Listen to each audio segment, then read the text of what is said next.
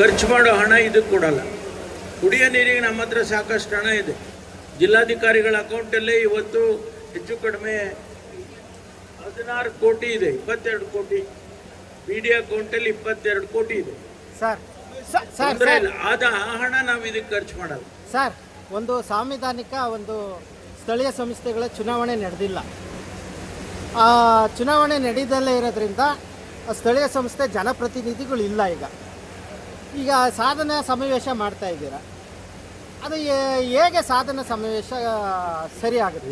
ಒಳ್ಳೆ ಪ್ರಶ್ನೆನೇ ಕೇಳಿದಿರ. ನಮಗೆ ಕೆಳ ಹಂತದಲ್ಲಿ ಚುನಾವಣೆಯನ್ನು ಮಾಡಿ ಚುನಾಯಿತ ಪ್ರತಿನಿಧಿಗಳು ಇರಬೇಕು ಅನ್ನೋದರಲ್ಲಿ ಎರಡನೇ ಮಾತಿಲ್ಲ. ನಾವು ಜಿಲ್ಲಾ ಪಂಚಾಯಿತಿ, ತಾಲೂಕ್ ಪಂಚಾಯಿತಿ ಮತ್ತು ಗ್ರಾಮ ಪಂಚಾಯಿತಿ ಈ ಮೂರಕ್ಕೂ ಕೂಡ ಚುನಾವಣೆಯನ್ನು ಮಾಡ್ತೇವೆ. ಈಗಾಗಲೇ ನಾವು ಅನೇಕ ಬಾರಿ ಚರ್ಚೆ ಆಗಿದೆ ಸರ್ಕಾರದಲ್ಲಿ. ಗ್ರಾಮ ಪಂಚಾಯಿತಿ, ತಾಲೂಕ್ ಪಂಚಾಯಿತಿ, ಜಿಲ್ಲಾ ಪಂಚಾಯಿತಿ ಚುನಾವಣೆಯನ್ನು ಮಾಡ್ತೇವೆ.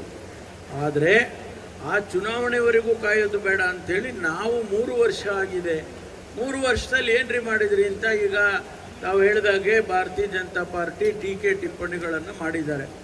3 ವರ್ಷದಲ್ಲಿ ಏನು ಮಾಡಿದೆ ಈ ಸರ್ಕಾರ? ಅವ್ರಿಗೆ ಹೇಳಬೇಕಲ್ಲ, ನೋಡಪ್ಪ ಇದೆಲ್ಲ ಮಾಡಿದ್ದೀವಿ, ನಾವು ಇದನ್ನೆಲ್ಲ ಮಾಡಿದ್ದೀವಿ ಅಂತೇಳಿ ನಾವು ಅವ್ರಿಗೆ ಹೇಳಬೇಕು, ಇಡೀ ಜನತೆಗೆ ಹೇಳಬೇಕು. ಅವ್ರಿಗೂ ಗೊತ್ತಾಗುತ್ತೆ ಅವಾಗ. ಅಲ್ಲ ಸರ್, ಶಾಸಕರು ತಮ್ಮ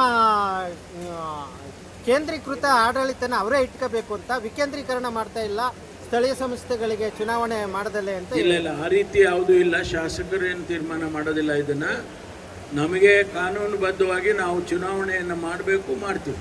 ಈ ವರ್ಷನೇ ಆಗುತ್ತೆ. ಹೌದು, ಈ ವರ್ಷನೇ ಆಗುತ್ತೆ.